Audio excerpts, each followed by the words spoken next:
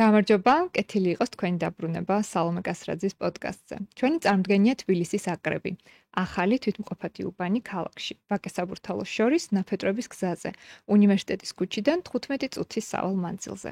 უნდა შეგახსენოთ, რომ 20 სექტემბრიდან თბილისის აკრებში იზრდება ფასები, რადგან 20 სექტემბერს სრულდება წინასწარი გაყიდვების ფასდაკლება. ასე რომ თუ გეგმავთ ბინის შეძენას, იჩქარეთ. ვიდეოს ქვემოთ აღწერილობაში დაგხვდებათ ბმული, საიდანაც გადახვალთ აკრების ვებგვერდზე. იქ დაგხვდებათ ყველა დეტალი და ასევე საკონტაქტო ინფორმაცია. ახლა რა შეეხება დღევანდელ ჩემს სტუმარს. ეს გახლავთ ქეთა ბახაშვილი.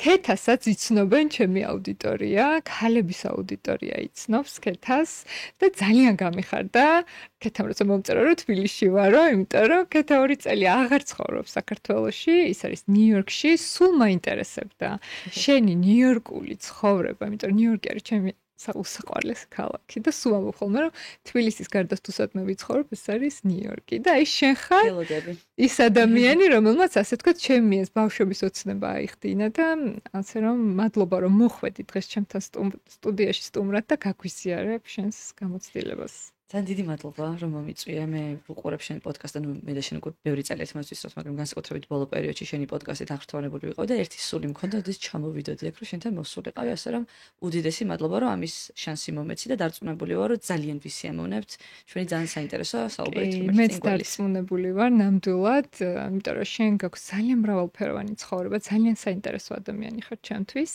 და სანამ პირველ კითხვას დაგისვამ, მინდა რომ ტრადიციული მიმართვა გავაკეთო და მიმართო ჩემს მაყურებელს რომ თუ მოგწონთ სალომე გასრაძის პოდკასტები, გახდით ჩვენი გამომწერი.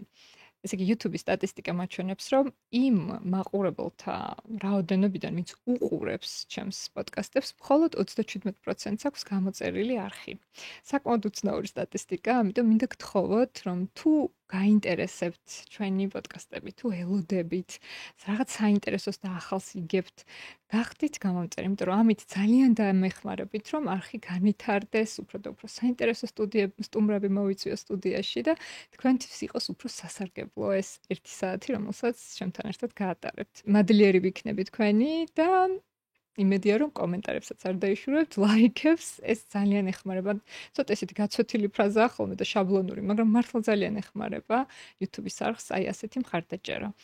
ბოლოს აუცილებლად უნდა ვახსენო, რომ დღევანდელი ეპიზოდის წარმოდგენი გახლავთ ბაბე, ესპანური დერმატოლოგიური ბრენდი, რომლის მომხმარებელი ვარ უკვე რამდენიმე წელია. მინიმუმ, იმიტომ რომ ძალიან მომწონს ეს ბრენდი და 6 წელი მინიმუმ. შენს გიყვარს ხო?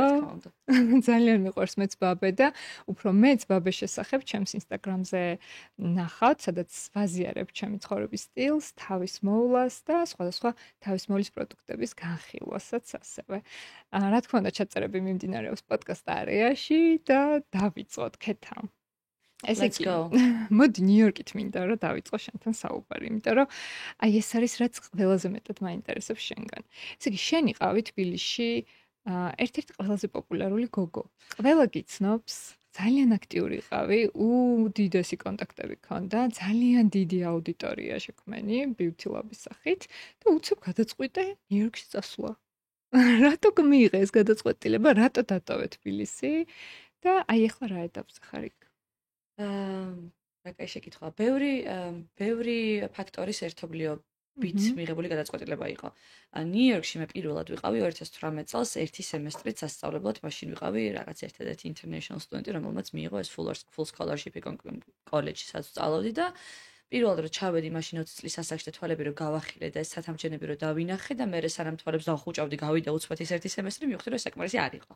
და აი მახსოვს რომ ჩამოვფრინდი და რომ დაждდა თვითმფრინავ ვთქვი რომ ამის მერე ჩემი ცხოვრება იქნება დღეების სვლა, როდის დავბრუნდები უკან მეთქი, იმიტომ რომ იქ რა ენერგია და იქ რა თავისუფლება და იქ რა ფრთებით შევისხი, ვერ გავატარებდი ჩემს ცხოვრებას ისე, უკაცრავად ვერ გავატარებდი ჩემს ცხოვრებას ისე, რომ მაგას არ დავბრუნებოდი ოციანებში. აი ეს მქონდა გადაწყვეტილება, რომ ოციანებში დავბრუნებულიყავი. მეორე საკითხი იყო ის, რომ აი ხა რაღა მოქვს თქვენთან დასამართი ძალიან შინაურულად ძალიან ამბიციური ბავშვი ვიყავი ყოველთვის და არაფერი დედამიწის ზუგზე ჩემთვის საკმარია. ხა იქ რო ვარ, იქაც არ არის კოსმოსში გინდა გაფრენ. არ ვიცი, სამყარო მინდა რომ დავიმხო თავზე და ვეღარ ვიტევდი რა, იმ რაღაც იდეები მქონდა, გეგმები მქონდა და ვიჩებოჭილად გრძნობდი თავს რა ვერ ვშლიდი თბილისში. ხო და მინდოდა დიდი მარკეტი მინდოდა თავის დაჩელენჯება რაღაცა ძალიან პატარა ასაკში მიყვა და მიეწყო ისე რომ ბევრი კარგი რაღაც მოხდა ჩემს ცუდიც მოხდა რამაც ძალიან გამზარდა მაგრამ ბევრი კარგი რაღაც მოხდა და ბევრი რეგალია მომეწება ისე უცბად ძალიან პატაი 22-23 წლის ასაკში და აი შემდეგი რა არის უკვე შემდეგის დანახვა მიჭირდა და მინდოდა რომ ახალი დავგადასავლები და ახალი ჩელენჯები მომეწყო საკუთარი თავისთვის რაც ნიშნავდა ყველაფრის რამაც ჩემი ბრენდი პერსონალიტი ეგო რაც თავარი იყო ააშენა გადამეყარა და ნულიდან დამეწყო და ფენიქსივით აღმდგარიყავი ისე თავიდან და აი ეგ გავუკეთე ჩემს თავს რაც ძალიან ძვირად დამიჯდა. ამაზე კიდე დეტალურად ვისაუბროთ. ანუ შენ ახლა მუშაობ პერსონალურ ბრენდზე, შენ ბრენდს ქმნი, რასაც დღეს personal branding-ს უწოდებენ. personal brand-ს ყოველთვის ყველა ვქმნით. ჩვენ ცხების ყველა უბრალოდ ყველა ამისგან შემოსავალს არ იღებს, იმიტომ რომ არ იცის ეს როგორ ხდება. კი, ეს მონეტიზირებადი მიმართულება, რა თქმა უნდა, შემოსავლის მიღება ერთია და მეორე არის გააზრება, რომ პერსონალურ ბრენდს ქმნი და მეორე სტრატეგიის სწორად დასახვა ამაზე, რასაც რა ვიცი, ყველა არ ვიცი, მე მაგალითად უნივერსიტეტში მეც ისე ვაკეთებდი მაგას, რომ ვერ ვიაზრებდი, რომ მაგას ვაკეთებდი ძალიან ბევრი წელი და ფულსაც შემოსავალიც მქონდა, ძალიან ხელს ვარტყავ ამას უკაცრავად. შემოსავალიც მქონდა ამ ჩემი პერსონალური ბრენდიდან ისე რომ არ ვიცოდი რომ პერსონალურ ბრენდს ვაშენებ და უნივერსიტეტში რომ ჩავაბარე იქ და რომ ჩავედი პირველი სემესტრი ფაქტობრივად თითქმის ყოველი ლექცია იწყებოდა იმით რომ პერსონალ ბრენდი როგორ უნდა ააშენო, როგორ უნდა გამოიყენო სოციალური ქსელები, როგორ უნდა გამოიყენო შენი კონტაქტები იმისთვის რომ შექმნა ბრენდი. ეს ამერიკაში სწავლობდი და აი თბილისში რო ახსენე რომ თურმე პერსონალურ ბრენდს ვაშენებდიო. აი რას აკეთებდი, რა იყო შენი საქმიანობა? ჩემი აი კარგი კითხვა, მე მგონია რომ ჩემი სული ჩავდე იმ საქმეში რაც მინდოდა რომ გამეკეთებინე და ჩემი საქმე გავხდი მე და მე გავხდი საქმე. რას გულისხმობ beauty labs? beauty labs გულისხმობ კი და ანუ კონტენტ მე პერსონალური კონტენტი მე გვიან დავიწყე ჯერ დავიწყე community-ით და ანუ ეს თემი რასაც ერქვა beauty lab ხო beauty lab იყო პირველი და ანუ ქეთა იყო beauty lab იყო ქეთა ესე ამ დონეზე ვიდენტიფიცირდებოდი საკუთარ თავთანაც და საზოგადოებასთანაც იმ ბრენდთან რომელსაც ვაყალიბებდი და მე იქ უკვე მე არ ყოფილვარ რაღაცა პროფესიული მიდგომები არ მქონია ძალიან ბუნებრივი მიდგომა როგორი ხასიათიც მქონდა როგორი ტიპაჟიც ვიყავი აი ამას ვდებდი იმ ბრენდში რომელსაც ვაშენებდი შესაბამისად აი შენც მითხარი რამდენიმე დღის წინ გუშინ მე მგონი რომ რაღაცა თავისებური ხარ რაღაცა შენი სტილი გაქვს აი ეგ ჩემი თვისებები რასაც მე რომ მეგობართან მივდივარ და ველაპარაკები და ისტორიას უყვები როგორც იმ მეგობარს უყვებოდი ამ ისტორიას ისე უყვებოდი იმ 100,000 ადამიანს ლაივის საშუალებით ეგ იყო ჩემი პერსონალური ბრენდი ამ ჩემი ბუნებრივობის შენარჩუნება რომელიც ბუნებრივად მოხდა და მე გავეზრე თურმე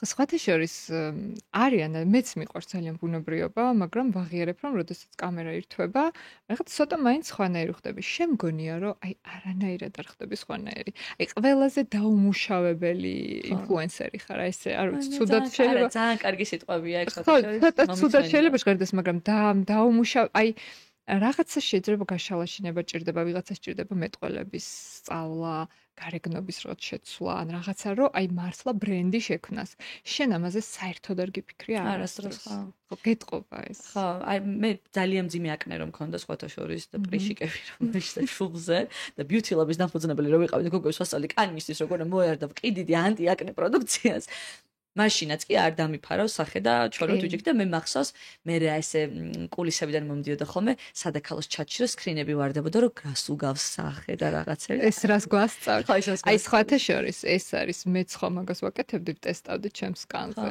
ეს არის პროფესიული ტრავმა მე ვიტყოდი იმიტომ რომ მეც აკნე დამემართა პირველად ეს ხო იყო მაგის მიზეზი რომ ამდენ პროდუქტს რადგან შენ უნდა ურჩიო შენს მაყურებელს ის რაც შენ გამოსცადე მართლა ვტესტავდი მე პირადად ჩემ კანზე და მე როცა მემართა ეს აკნე რომელსაც 3 წელი ანუ მედიკამენტოზური მკურნალობა არავის ჩიე უბრალოდ გარე მკურნალობა რა გელები და ასე შემდეგ ძალიან კარგად გამოიყურები მე სხვათა შორის ნუ აი ახლა იმის მერე ისე მაქვს შემცირებული ჩემი თავის მოვლის რუტინა რომ აი შედარებაც კი არა ხო მე 18 საფეხურიანი რუტინები მქონდა ხოლმე თავის აი ეს გვერდითი მოვლენა აქვს და ის რომ ინფლუენსერი როდესაც აი ამდენ რაღაც პროდუქტს ტესტავს და მაგას გიზიარებთ და მე იმას ემართება აკნე მე მგონი ეს გაგებით უნდა მოეკიდოს ყველა იმიტომ რომ ნუ არ ისიც კარგია როდესაც შენ არ მოგერიდა და გამოჩნდი. ესეც ხო შენი რაღაც თავგადასავლის ნაწილია, რომელსაც ასე ელოდება შენი მაყურებელი. კი, რა თქმა უნდა, კი, ძალიან საინტერესო აქცენტები არის. ხო, მაგრამ საზოგადოება ხო იცი, მზად სხვადასხვა რაღაცების შორის, სხვადასხვა ეტაპზე და მე მგონია, რომ ესეც კიდე ერთი საკითხი არის საკუთარი თავის მიმღებლობა, რომელსაც წლებთან ერთად მაყურებელი დაამუშავებს ისე, რომ მე ჩვენი და საკუთარი თავის მიმღებლობაც გაუჩნდება და მე უკვე ნაკლებ რაღაცაზე გაქვს რეაქცია. რა ხა მე რომ დავიწყე 2017 წელს საერთოდ სხვა ლეველის ბულინგი იყო მაშინ, ისეთ რაღაცას დაგიწერდა ადამიანი, რომ წარმოუდგენელ, ხა მაქსიმუმ რაღაცა ბოტმა და fake account-მა დაგიწერეს ესე, რომ მაინც საზოგადოება ვითარდება ამ მიმართულებით. იმედი მაქვს თქვენი მეგობრებო. ხო, ესე იგი, შენ მაშინ თბილისში, მოდი მოკლედ მოგვიყევი, რას აკეთებდი, Beauty Lab-ის გარდა. თუ სხვა საქმე არ გქონიე? ძირითადად ხო Beauty Lab იყო, უბრალოდ მე Beauty Lab-ის ჯგუფის Beauty Lab-ის ჯგუფი იყო, მე Beauty Lab-ის ჯგუფი გადაიქცა სარეკლამო მიმართულების რაღაც სააგენტოსავით, კონკრეტულად beauty კომპანიებთან თანამშრომლობის კუთხით და მე შემდეგი ეტაპი იყო უკვე რომ გავაკეთე აპლიკაცია ონლაინ რეზერვაციების სისტემა სილამაზის სალონებში, ეს იყო CRM-ი, სადაც სალონებს შეეძლოთ რომ დაენერგათ თავიანთ შიდა სივრცეში და ასევე აპლიკაცია, საიდანაც უკვე მომხმარებლებს შეეძლოთ რომ დაეჯავშნათ პროცედურები სალონებში და ესთეტიურ ცენტრებში. ამისთვის შენ გრანტი მოიგე? გრანტი მოვიგე ხო ჯიტაში. მე თუ სწორად მახსოვს ვიყავი პირველი ყველაზე ახალგაზრდა ქალი ანტრეპრენერი ჯიტაში, რომელმაც ეს რამდენი სტატუსია. ძალიან დიდი ამბავი იყო, უდიდესი მიღწევა იყო, ძალიან პატარა ვიყავი, 22 წლის ვიყავი. დღეს ჩემზე ბევრად პატარა გოგოები ბევრად უფრო მაგარი რაღაცებს აკეთებენ, მაგრამ ეს წლების წინ დიდი ამბავი იყო ჩემთვის ყოველ შემთხვევაში. ამას ძალიან დიდი მოთმინებით მე ინვესტიციები ავწიეთ კიდე საზღვარგარეთელი ინვესტორები მყავდა, რომლებმაც ჩადეს რაღაც თანხა და თავიდან გადავწერეთ ეს კოდი და რაღაცები მე დაიმთხვა ეს COVID bla bla bla. მოკლედ, Beauty Lab-ში ვიყავი, ოღონდ ამ Beauty Lab-ს ქვებრენდები გავუკეთე, მე სხვადასხვა მიმართულებებს ვაკეთებდი რა. და მაინც წახვედი ნიუ-იორკში. ხო. და რატო წახვედი? ანუ რა მიზნით წახვედი, რა საქმიანობდი, რა საკეთებდი? სიყვარული მეპოვა სალონის ფესტივალზე. აი, მინდოდა რომ იმაზე ბევრად უფრო მეტი მენახა ცხოვრებაში, ვიდრე ჩემი პატარა ქვეყანა. ანუ მე საქართველოს ძალიან მიყვარს, არ სწორად არ მინდა რომ ვინმე გამიგოს. იქ რო ვარ, სულ აქ ვარ მომენატრება და აქ რო ვიყავი, სულ იქ წასვლაზე ვფიქრობდი. მინდოდა რომ განათლება მიმეღო და ეს ჩემი თვალსაჩინო გამეფართოებინა. ერთხელ გავაკეთე რაღაც ესეთი საბარჯიშო, რომ რა არის ჩემი ცხოვრების მიზანი და ბევრი მუშაობის მერე მენტორთან ერთად ამომივიდა რომ ჩემი ცხოვრების მიზანი არის რომ სხვა ადამიანებს გავუფართოვო თვალსაჩინო. და მაგას მე ვერ გავაკეთებ თუ მე თვითონ არ გავიფართოვე. მაგიტო იყო რომ მარტო მოგზაურობდი და 1000 თავგადასავლას და 1000 რაღაცას ვეჩეხებოდი ცხოვრებაში, იმიტომ რომ აი რაღაცა დაუოკებელი სურვილი მაქვს ეს თავგადასავლების და რაღაცა ახლის აღმოჩენის და ძალიან შქეფარი ცხოვრებით მინდა ცხოვრება. ეგეთი ხასი ხა ლაპრიკითაც ეგრე ვიყავ. აი დუღوارს ხო და აი ვეღარ დუღდი რა ესე რომ ვთქვა და მინდოდა რომ რაღაცა უფრო დიდ მასშტაბზე გავსულიყავი. რაც ვიცოდი რომ ბევრად უფრო რთული იქნებოდა, მაგრამ მე მგონია რომ მეკითხებენ ხოლმე რომ აი შენი რა თვისება არის, რამაც მიგაღწე, ანუ აი ერთი თვისება არის, რომელიც მგონია რომ ყველაფერს მაღწევინებს ცხოვრებაში და ყველაფერს მიმოღწევინებს კიდე მომავალშიც ეს არის რომ I always bet on myself. ყოველთვის ყველა ფსონს დავდებ ჩემს თავზე. ყველაფერს გავრისკავ, იმიტომ რომ ჩემი თავის მჯერა არანორმალურ ლეველებზე. სულ ესე იყავი? სულ ესე ვიყავი ძალიან პატარა ასაკიდან და მაგიტო ძალიან ბევრი რისკები მაქვს ცხოვრებაში აღებული საკუთარ თავზე და აი ფინანსური რისკებიც და ბლა ბლა. აი როგორი იყო ერთი რისკი გაიხსენე?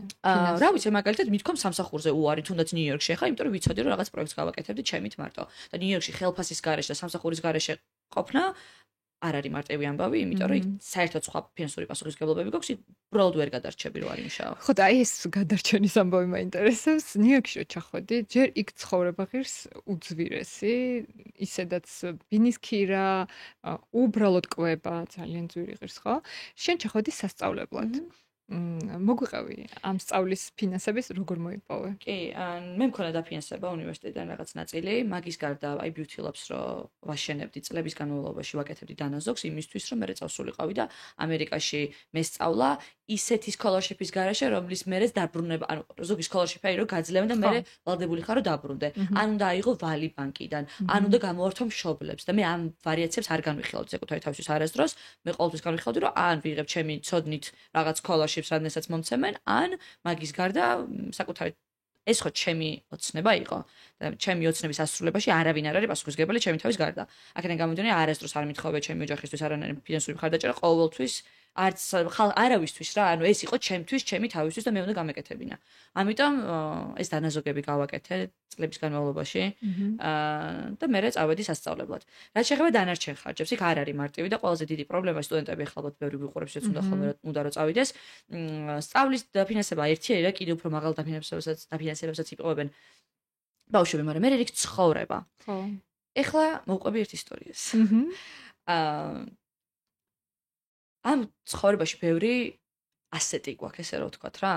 რაღაც ასეტები არის, რომლებიც არის შენი ფინანსური ასეტები, რაღაც ასეტები არის შენი განათლება, რაღაც ასეტები არის შენი კონტაქტები. და კონტაქტები აი ნიუ-იორკში კიდე განსაკუთრებით მივხვდი, რომ არის ყველაზე ძვირფასი ასეტი, შეიძლება კაპიკი არ გედოს ჯიბეში, მაგრამ გყავდეს ისეთი კონტაქტები, რომლის მეშვეობითაც მოხდები ყველა ოთახში, სადაც მოგცემენ გასაღებს, აი ჩაგიდებენ ჯიბეში გასაღებს, რომელთაც წახვალ და ბანკს გააღებ. მართლა ეგრე არის. და იმიტომ რომ მე მყავდა კონტაქტები, მე პირველი 2 წელი მაგალითად უფასოდ ცხოვრობდი ნიუ-იორკში, ანუ თეთრი არ გადამიხდია. იმიტომ რომ მყავდა მეგობარი, რომელსაც ჰქონდა რაღაცა სასწაული ბინა, რომელიც ღირდა თვეში $20,000, სადაც ცხოვრობდი მარტო. რომელიც იყო მოკლედ, აღარ მინდა და საოცრება. ხო. და მე არ ჩავედი მაგ ფიქრით, მე ჩავედი რომ და ჩავსულიყავი მექირავებინა ოთახი ვიღაცა რომ მე გაგიმართლა ანუ. იცი რა არის, აი არ მიყვარს გამართლებას რომ ეძახინ ხოლმე მაგას რა, მე ბევრჯერ მithkom ჩემი თავს და მე შემოვარტყავ ხოლმე ჩემი თავს. არ გამიმართლა, მე ძალიან ბევრი ვიწვალე იმისთვის რომ ეს ურთიერთობები ამეშენებინა. ერთხელ რაღაცა გამოსვლა მქონდა სიტყვით და მოვყევი ძალიან დიდი ისტორია იმის შესახებ თუ როგორ მოხდი პირველად ნიუ-იორკში და როგორ ცხოვრდი უოლ-სტრიტზე 23 სართულზე, როცა უნდა მეცხოვრა საერთოდ ბრუკლინში სადღაც და ვიღაც ხალი ადგა და მეუბნება რომ არაფერი ცო ეხლა ეს დიდი ამბავი არ არისო, შენ უბრალოდ გაგიმართლაო რომ იმ ოთახში მოხდიო. რამდენი ვიწვალე მე იმისთვის რომ იმ ოთახში მომხდრილიყავი და იმ ოთახში ჩემგარდა 10 ადამიანი იყო, მე გამოჩენილიყავი. აი, ეგ არის რა, რომ არაფერი შენი წარმატება, რაც სალომე შენი მიგიღწევია ცხოვრებაში, არ მგონია რომ რამე გამართლების ფასად მოხდა. ეგ მოხდა ძალიან დიდი შრომის ფასად, ეგ მოხდა ყოველ დღე როცა გეზარება რომ სახლიდან გახვიდე და სახლში წოლა გინდა და ცუდი ამინდია და ცუდ ხასიათზე ხარ და ბიჭმა გაწყენა და გული გაქნატკი, მაგრამ მაინც ადგები და მაინც ახლა იმიტომ რომ you never know იმ ოთახში რომ მიხვალ ვის გაიცნობ, აეგრე მისული ოთახი, აი ეგეთ ოთახებში მისვლით, გავიცანი ადამიანები, რომლებმაც დამითმის 2 წლით თავიანთი ბინები, სადაც არ ცხოვრობდნენ უფასოდ, სადაც უნდა გადაეხა და ვიღაცა სოციალისტი. ვინ იყო ეს შენი მეგობარი? კონტაქტები. კონტაქტები. რამსტერში ყოფილი ყოველს გონია ალბათ რომ ვიღაცა ჩემი sugar daddy იყო, მაგრამ არ იყო, მართლა არ იყო. ჩემი მეგობრები იყვნენ. და ეგეთი ბევრი მეგობარი მყავს, რომლებმაც სხვადასხვა მიმართულებებში, სხვადასხვა საქმეში გამომადგნენ. და რა თქმა უნდა, ეს ყველაფერი mutual არის, მე შენ ცეხმარები რაღაცეებში და კონტრიბუცია გაქვს, მაგრამ relationship building-ი არის ყველაზე მნიშვნელოვანი რაღაც, რაც შეიძლება გააკეთო. ხო და მოდი გვასწავლე, აი როგორ აწყობ შენს ურთიერთობებს?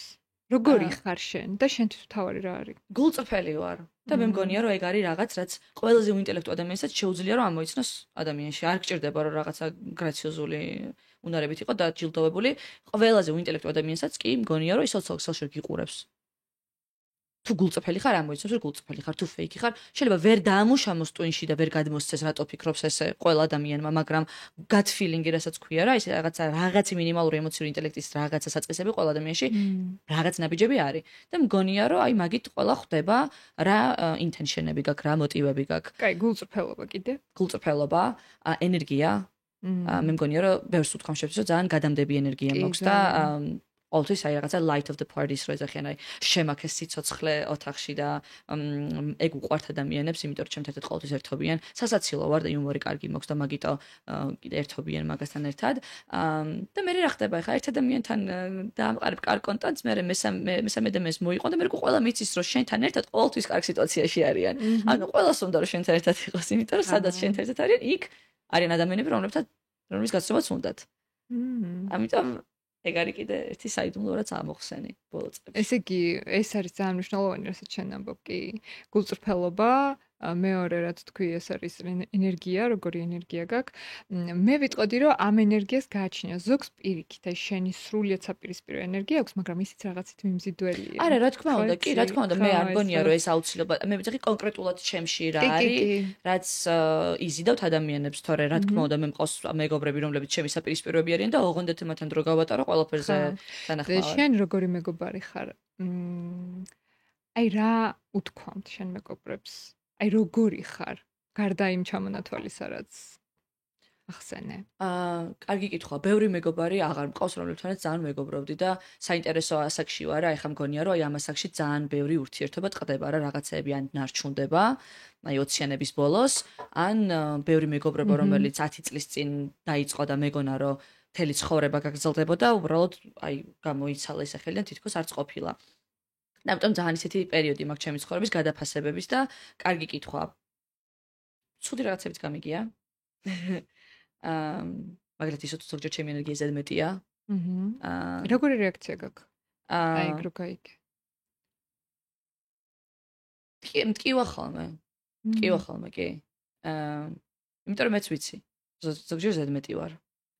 და ეგ მე ჩემი insecurity არის, რომ ბავშვობიდან მაგალითად აი მე რამდენს ლაპარაკობს და ჩარჩენილი გაქვს რა თავში. მე მაინც გონია რომ აბალანსებ მოსმენის უნარიც გავიუმჯობეს ახლა ბოლო პერიოდში, მაგრამ ძალიან აქტიური ვარ და ძალიან დომინანტი ხასიათი მაქვს და ვიცი რომ არ არის მარტივი ჩემთან მეგობრობა. მაგრამ თან მგონია რომ მაქვს ისეთი თვისებები, რომლითაც შემიძლია რომ ძალიან ბევრი ჩემი უარყოფითი თვისება გადავფარო. ვაправე. მე მეგობრები. არ ვიცი, გავიჭედე, ნახე ვეღარ გპასუხობ მაგაზე. ალბათ ხარ რაღაცა მიტყდება ჩემ თავზე ხარ რო თქვა როგორ გადაკლული მეგობარი ვარ. აი თუ არ გინდა საუბარი, შემდეგ არა, აი ფიქრობ ხა როგორ თქვა ისე რომ რაღაცა არ გამოვიდეს რომ მე ვარ საუკეთესო მეგობარი, ხო იცი ისე რომ მოგენ ხოლმე და არა, მაგის მოსმენა მე მგონი არც უნდა მაყურებელს. პირიქით. აი ის შენი სისუსტეები, ის წერტილები, ჩემი კარგი თვისება არის რომ შემილია ძალიან გმირული საქმეების ჩადენა. აი თითქმის ჩემი მეგობრების უმრავლესობა რასაც არ გააკეთებს, მე შემიძლია რომ ავდგე, ყველაფერი გავწირო, ყველაფერი გავრისკო და ძალიან დიდი გმირული საქმიანობა ჩავიდინო. მაგრამ ყოველდღიური consistency არ არის ჩემი ძლიერი მხარე. და აი მან დაარიხო, მაგიტომ მიჭეს რომ თქვა როგორი მეგობარი ვარ, იმიტომ რომ ერთი მხრივ შემიძლია გავაკეთო ისეთი რაღაც ჩემი მეგობრისთვის, რასაც არც ერთი მისი მეგობარი კი არ შეიძლება ოჯახის წევრმა არ გაუკეთოს, მაგრამ აი ყოველდღიურად შეიძლება მისი ყოველი ნაბიჯი და ყოველდღიური ცხოვრების თანამეგზური არ ვიყო, იმიტომ რომ უბრალოდ არ მყოფნის ენერგია და გონებრივი, რა ვიცი, სიძლიერე რომ ყოველდღიურად ვზიდო ლოდი. ანუ სიფრთხილე და მოთმინების უნარი არ მაქვს მაგდენი. მაგას მეორე ენაზე ჯანსაღისაზღვრები ქვია. ცუდი რა არის მაგაში? ხო, არ ვიცი, ხო, რაღაცა აი ჩემი სულ მეუბნებოდა ხოლმე ბავშვობიდან, რომ აი ყოველდღიურად you have to show up for someone on every single day. ანუ შენ ყოველდღე უნდა გამოჩდე. მე ვთარჯიმანი. ხო, რაღაცა მე ამერიკაში ვცხოვრ ბოლო 3 წელი. არა, აი ყოველდღე რომ ადამიანს უდგახარ გვერდში რა. მე ვფიქრობ, რომ ყოველდღიური ურთიერთობა მე არაფერთ არ შემიძლია, არც არასდროს შემეძლო, ამაში მე ვერ ვხედავ რომ რაღაც ცუდია, პირიქით.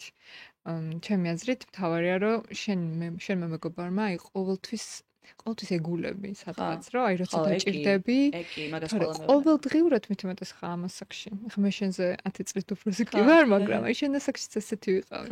აი შეიძლება 1 წელი არ ვნახო ჩემი მეგობარი და ეხლა რო შემხვდეს, ისე შევხვდები თითქოს გუშინ ვნახე ბოლოს. სალმა ეს არის პოდკასტი, ეს არის თერაპია, იმიტომ რომ ეხლა მე ამდენი ვიბლუყუნე, რომ მაგის კომპლექსი მაქვს, რომ ყოველდღიურად ისე არ უდგავარ გვერდში ადამიანებს, როგორც მაგრამ ეგ ბევრჯერ მაქვს მოსმენილი ჩემი მეგობრებისგან, რომ აი სადაც არ უნდა იყო, ვიცი რომ აი ერთი ზარი გვაშორებს, იქამდე რომ აი ამოიცვარაც გვერდზე მოხვდება და გამოიქცე და დამეხმარო და ხო ეგეთი ვარ. ეგ არის ძალიან მნიშვნელოვანი. თავგანწირული შემიძლია ვიყო მეგობრებისთვის კი. ეგ არის უნიშნულოვანესი, რომ შენი საქმე გაქვს.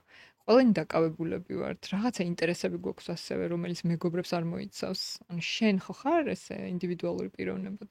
რა პრობლემაა? ტელეფონზე ლაპარაკს ვერ ვიტან. ტელეფონზე ლაპარაკს, მე სულ ვამბობ, რომ თუ აი ამ შენი სათქმელის ტექსტად გადმოცემა შეგიძლია მომწერე. მირჩენია რომ მომწერე. ხო, მესიჯობა არა, აი მე ღმერთო რა მესიჯობა. უბრალოდ აი მოწერე და საჩქარება voice message-ი 2+-ით უსმენ ხოლმე, 2x-ით უსმენ ხოლმე და ნახევარი არ მესმის, მაგრამ შენ აი სულ მეგონა რომ ისედაც რომ აზიარებ სოციალურ ქსელში, სულ მგონია რომ მთელ თბილისი იცნობ და იმ მთელი თბილისი შენი მეგობარია.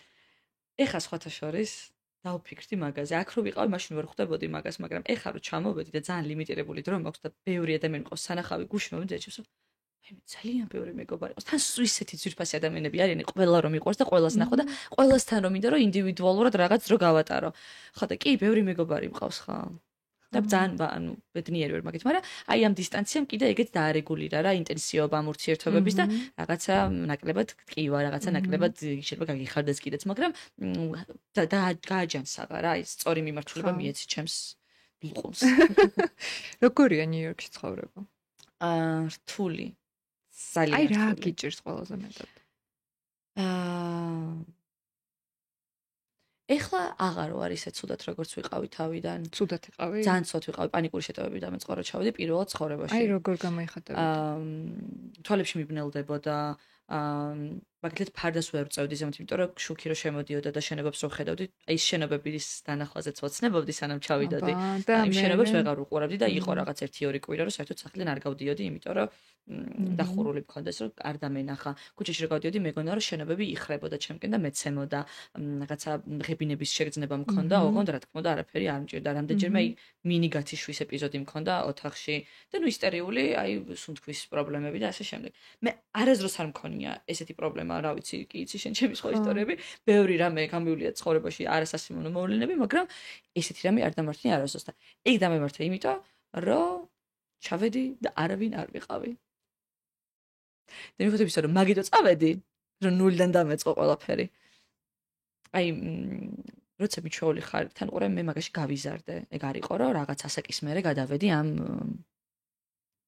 რაღაცა პროფესიაში, ხო? ანუ მაგაში 13 წლიან კონტენტს ვაკეთებ და 19 წლიან უკვე ბიუთილაბი და მივეჩვია რომ შეხვედრებზე დავდივარ იმ ადამიანებთან ერთად, რომელსაც ტელევიზორში ვუყურებდი ხოლმე, რომ ვიზრდებოდი. შეხვედრებზე დავდიოდი იმ კომპანიების დამფუძნებლებთან, რომლების ბრენდებს ვიტრინებიდან ვუყურებდი თინეიჯერობის ასაკში და ხა თავში ვარდნილი არასდროს არ მქონია, მაგრამ დავდაჯერებული ხდები. იმიტომ რომ შენ ოთახებში გიწვევენ და შენი აზრის მოსასმენად გიწვევენ იქ. ეს ხო ჩემი მე ბიუთილებს ვუყურებ როგორც ჩემს ინტელექტუალურ ნაშრომს და არა როგორც ცეკვა თამაშს, იმიტომ რომ მე ბევრი ინტელექტუალური შრომა ვჩადებული და დავაფასე ჩემი თავი და მომწონდა რომ ეგეთი გოგო ვიყავი და ძალიან პატარა ვიყავი მაშინ. და მე როცა გადავედი უნივერსიტეტში და ხელი რა ვიცი შენ არავი იმასო და მეთქი კალბატონო ხო კარგად ქუჩაში რომ გავიარე და არავინ არ გამაჩერა ლექციაზე რომ შევედი და არავის არ მომდა ზემეთად ჩემი აზრის მოსმენა და ეს რაღაც პრივილეგიები რომელსაც ვერ ამჩნევ ისე გაქვს ეს ყოველი გეცლება მე რა ხელებიდან და ნახეთ ისე რა ეგ სულელი არ ვარ და გააზრებული მქონდა რაციონალურად ყოფილი გადავხარში გადმოხარში ყველაფერი დავამუშავე მაგრამ ემოციურად რთული იყო რომ ეს შემდეგი ნაბიჯები არ ვიცოდი რა იყო ანუ დავიკარგე რაღაც მომის და წინ რა ანუ ყოველთვის ჩემს ცხოვრებაში ყოველთვის ვიცოდი შემდეგი ნაბიჯი სულ მაგ რაღაცა რასაც ველოდები და რისთვისაც წინ მივდივარ და უცბად იქ ჩავედი და რა იქ ვიყავი ხო რეალურად რომ ნიუ-იორკში უნივერსიტეტში სწავლობ მე იქნა სამსა აი დავიკარგე რა და არ ვიცი რა გავაკეთო და სად ვარ და რა ვარ და ვინ ვარ და მე იმპოსტერ სინდრომი აი მე ჯოჯოხეთი არის იმპოსტერ სინდრომი და ეგ სჭირს ალბათ ყველას students, international students, რომელიც საზოგადოებრივ ნიუ-იორკში მიჩნევს გონი რომ ყველა სჭირს. მოდი აგვიხსენი რა. იმპოსტერ სინდრომი არის, თვითმარქვის სინდრომი ესე ქვია. რაც ნიშნავს, რომ გგონია, რომ სიამდვილეში შენ ხარ სულელი, არაფერს არ წარმოადგენ, არავინ არ ხარ, არაფერი არ შეგიქმნია და ყველაფერიც გაგიკეთებია შენ გააკეთე, იმიტომ რომ ხალხი მოატყუე და აჯერე რომ სიამდვილეში კარგი იყავი და სიამდვილეში არანაირი უნარი არ გაქვს და მე ამით ვიტარჯებოდი 1 წელი straight თავიდან ბოლომდე, 1 წელი მეგონა რომ მე სიამდვილეში ვიყავი სულელი ყველანაირი უნარის და რაღაცა სკილების და შემდეგ გან თავისუფალი ადამიანი, რომელმაც ერთადერთი იმიტომ მიაღწია წარმატებას თავის წინა ცხოვრებაში საქართველოში, რომ უბრალოდ გაუმართლა და შემთხვევით ვიღაცებს თავი მოაჩვენა, უფრო ჭკვიანად ვიდრე იყო. ძალიან რთული იყო ეგ, იმიტომ რომ მე ძალიან მომწონდა ის ამბავი, რომ ჭკვიანი ვიყავი, სანამ აქ ვიყავი. და ძალიან არ მომწონდა. და რას ფიქრობდი მაგ დროს? აი ესეთი 1 წელი რო გაგიგრძელდა ესეთი ხო, ძალიან რთული იყო. აი რა აზრები მოგდიოდა თავში? ყველაფერი იმის გარდა რომ უნდა დაუბრუნებულიყავი. მართლა. დაუბრუნებაზე არასდროს გიფიქრია. არა, აი ყველაზე ცუდად რო ვიყავი მაშინაც კი. მართლა ძალიან ცუდად ვიყავი, აი ანტიდეპრესანტი, ფსიქიატრთან ვიყავი და ანტიდეპრესანტები დამინიშნეს, არ დავლიე, მაგრამ ანუ ჭირდებოდა. ირილში და მარტოობაში და რა ვიცი, მიხოთ იმისა, რომ $20,000 სახლში ცხოვრობდი, მაგრამ არ აქვს მნიშვნელობა რა, ეგ YouTube vlog-ი მაქვს ერთ-ერთი და ფაჯიდა რომ გაიხედები ხა მეთქი თბილისის ანძას გახედავ ეიფელის კოშკს თუ ხანდაკებას, თავისუფლების ხანდაკებას მნიშვნელობა არ აქვს, თუ შინიდან კარგად არ ხარ, გარეთ რა შენობები გიყურებს, არანაირი მნიშვნელობა მაგას არ აქვს მეთქი. ბევრ რამეზე მიფიქრია რა იმაზე, რომ აი ლუზერი ვარ, არაფერი არ გამომივა, რა ძირითადად ყველა ფიქრი იყო უფრო გამოსავლის პოვნისკენ რა მიმართული. რა გავაკეთო, რომ აი ხო, მოვატყუე ეს ხალხი, მოვატყუე რომ ჭკვიანი ხარ, როგორ მოვატყუო კიდე რომ კიდე ჭკვიანი ვარ.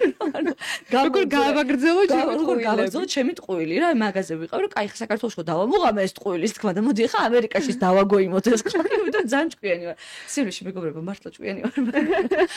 მაგრამ ხო ხდები, ანუ აი ეგ იყო ჩემი სულ გამოსავლის ძიებაში ვიყავი და აი ძალიანაც რა, ფიზიკურ ტკივილში რო გადამდიოდა ხოლმე რა, გული რო აჩქარებული მქონდა და რაღაცები. არასდროს არ მიფიქრე უკან დაბრუნებას და სულ იმას ვფიქრობდი, რომ მოითმინე, აი სულ იმას ვაკეთებდი ხოლმე თვალებს დახვიდე, მოითმინე, ესე ვეუბნებოდი ჩემს თავს, რომ აი გავა, აი ცოტას და გადატეხა. გავიდა სლამის 3 წელი ხო 3 წელი გავიდა ხა უკვე რაც იქ ვარ და აი გადავტეხე რა. როგორ? პატარ ხო აი დრო დამუღამება რაღაცებს. ხა უკვე იქ რო ვარ, უკვე აი ქართული მაინდსეტიდან აღარ ვუყურებ, ფიქრები, ანუ აი აქაური პრიზმიდან აღარ ვუყურებ. უკვე იქ რო რაღაცა სტატიას ვკითხულობ, როგორც ქართველი კი აღარ ვკითხულობ, რომელიც საქართველოსდან უყურებს ამ რაღაცა ისტორიას. უკვე ვუყურებ, როგორც აი ჩემი მეზობელი არის ეს ადამიანი, ვისაც დაიწერა ეს სტატია. რაღაცა ტერაქტი მოხდა სიტყვაზე, ვიღაცა მესროლა ვიღაცას. საქართველოს კი არა, უიმე ამერიკაში მოხდა. ვაიმე, შემქვედა ქუჩაზე იყო აქ მეგობარი მყავს, მიუწერო ხა. ხვდები? აი ესეთი პატარა წრულმანები გეხმარება რომ თავი იგრძნო იქაურად და თავს როცა უკვე იქაურად გრძნო, აი მაგალითად როცა უკვე ვიღაცა რაღაცას ახსენებს და ვაიმე ვიცი მან ნამყოფი ვარ. ანუ გეტყვის და ეგ იცი მაგის მფლობელი ამ რესტორნის დამფუძნებელიც არის. აი მაგალითად უკვე აი ბოლო წელს უკვე წავიდა ესეთი რაღაცები რომ მომდიოდა ამბები რომ სადაც მე ოთახში არ ვიყავი, იმ ოთახებში ჩემს სახელს ახსენებდნენ, როგორც რაღაცა community-ს წევრს, როგორც რაღაცას ვაი გოგოს რომელიც რაღაცას აკეთებს. და მივხვდი რომ ოკეი, I'm making it. რა, აი ნელ-ნელა გამომდის აქაც ის დრისთვისაც ვიბრძოდი ამდენი წლის განმავლობაში. ანუ მაგას ხვეჭი რა ქვია, ეგ არის ძირითადი მასლოუს პირამიდა, ხვეჭი? აი ძირითადი მოთხოვნილებები. შენ ეგ მოთხოვნილებები აქ გქონდა დაკმაყოფილება. ეს არის მიღწევის მოთხოვნილება, ჯგუფთან მიკუთვნებულობის, აღიარების. და იქ გამოგეცალა. და აი ნელ-ნელა რომ დაგიკმაყოფილდა ეს მოთხოვნილებები, უკვე კარგად გახდით. ყველას სჭირდება აღიარება, ყველას სჭირდება რომ რაღაც სოციუმს მიეკუთვნებოდეს. მე მქონდა კიდე ერთი დიდი ტკივილი, რაც იყო აი შენება მიყვარს რაღაცები და უცბად უნივერსიტეტში რო აღმოჩნდი და არაფერი არ მქონდა, რასაც ავაშენებდი რა, აი რაღაცა ღირებულება რო არ შემქონდა არაფერში, values რო ვერ ვამატებდი. და იქ გამიჭირდა, მე დავიწყე რაღაც სტარტაპების გაკეთება, რაღაც ერთი უცადე მეორეცა და აი ამ პროცესში რო ჩავიძირე, როგორც მშენებელი და ანტრეპრენერი ისევ, მაგან გამომიყვანა. ხო, აი საქმე იპოვე, რაც კარგად გამოგდიოდა, მე ვიღაცამ გაღიარა. და ანუ ნელ-ნელა წინ მიდიოდი. ხო, ძალიან მაგარია ეს. იყო ძალიან, ხო. ხო, რა თქმა უნდა. სწავლა დაამთავრე? სწავლა დაამთავრე შარშან და ეხლა მე დავრჩი სამუშაოდ და ანუ როგორი ვიზა გაქვს ახლა შენ? ჩემი არის სტუდენტური ვიზის გაგრძელება, სამუშაო ვიზის კიდე გაგრძელება სამუშაო ვიზა, ანუ და არის რამე შანსი ხელის მოწერის გარდა რომ კი როგორ არა, მოქალაქეობა. მე მისთვისაც მგონია, რა ქვია, როგორ არის O1 არის ექსტრაორდინარი ტალანტ ვიზას, რასაც ეძახიან და რაღაცა მიღწევები როცა გაქვს შენს ქვეყანაში, რაღაცები გაგიკეთებია, აღიარებები, მედი აღიარება, იქ ინვესტიციები მოძდული, ანუ მაგისთვის შესაფერისი კანდიდატი ვარ და სავარაუდოდ მაგ გზას გავაგრძელებ. უბრალოდ ეხლა მეკუთვნის უნივერსიტეტიდან რამდენიმე წელი და ვიყენებ ამას, შევირგო სანამ შემდეგ ეტაპზე გადავალ და მე ხო რა თქმა უნდა ეგ შემდეგი ეტაპი იქნება მე გრინ კარტა და ნახოთ. სოყვარული. კაი, მოდი ახლა დავიწყოთ საუბარი იმ თემაზე, რაც შენი TikTok-ის სოციალური ქსელების ძალიან აქტუალური თემებია, რაზეც ძალიან ღიად საუბრობ. ეს არის ურთიერთობები. დღეს გყავს შეყვარებული. შეყვარებულია. შენი შეყვარებული რამდენი ხანია რაც ერთად ხარ? 9 წელი. მაგრამ 3 წელი, აი რა ხდებოდა ნიუ-იორკში dating life მოგვიყევი. ხან ერთ ღობეს მივედე, ხან მეორე ღობეს. ეგ ცოტა გადათარგმნის ამას, მაგრამ არაფერი, ჩემი დეიდაშვილი მეუბნება რომ ჩამოვედი, რომ ხო ამდენი იარი და ბოლოს მაინც კარგი ბიჭთან მიხვედე. ხო, ანუ ძალიან რთული არის ნიუ-იორკში dating-ი, არის ძალიან რთული, იმიტომ რომ არავინ გულწრფელი არ არის, არის ძალიან დიდი მარკეტი, ამიტომ ყოველი შემდეგი ადამიანი შენს 2 წუთს დაშორებით არის, ანუ შენ რო დაგშორდება უკვე მეორე წუთს. პარალელურ რეჟიმში მიდის ძალიან ბევრი ურთიერთობა, ყოველთვის არჩევანი ძალიან დიდი არის. არც შენ არავის დედად გული არ წყდება და არც იმ ბიჭს დედად შენზე გული არ წყდება. აი თბილისში შორი რომ აუწლები დამზდევდა და მეც ყავდა ეგეთი პაკლონიკები რომ იგზავნიყვა. აი, როგორც არ უნდა მოწონდე ადამიანს, უბრალოდ იმდენად დიდი მასშტაბია და იმდენად დიდი და ძალიან კარგი გოგოები და ძალიან კარგი ბიჭები არიან, ანუ იქ კონკურენცია ძალიან მაღალია რა, იქ რაღაცით გამოირჩე, რომ აი ეს იყო საუკეთესო სტუდენტი თესეო დაამთავრა რაღაცა უმაღლეს, ანუ აი იქ ვერაფრით ვერ გაარკვირვებ, ვერაფრით. აი არ არის კომპონენტი, რაზეც იტყვი, რომ ამით მე просто უბრალოდ უნდა იპოვო ადამიანი, რომელიც აი ესე ფაზლივით და ხდება ეგეთი რაღაც. მე მგონა რომ არ ხდებოდა, მაგრამ ხდება.